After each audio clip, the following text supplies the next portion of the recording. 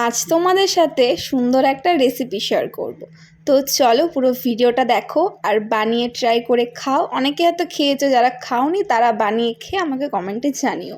তো দেখো এখানে চাল কুমড়োগুলো আমি কেটে সুন্দর করে সেদ্ধ করতে বসিয়ে দিয়েছি। একটু নুন দিয়ে 50% সেদ্ধ করবে, মাঝখানে একটা চিড় দিয়ে নিয়েছি কারণ ওখানে পুরটা ভরবো। তো দেখো আমার এখানে 50% সেদ্ধ হয়ে গেছে, খুব একটা সেদ্ধ করবে না তাহলে কিন্তু চাল কুমড়োগুলো ভেঙে যাবে।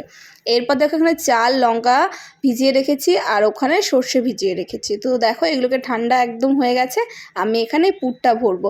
আর এই পুরটা তোমাদের সাথে শেয়ার করা হয়নি, এই পুরটাতে জাস্ট কালো জিরে তেল দিয়ে আমি শসাটাকে নাড়াচাড়া করে তেলা করে নামিয়ে নিয়েছি। তোমরা চাইলে কাঁচাও দিতে পারো।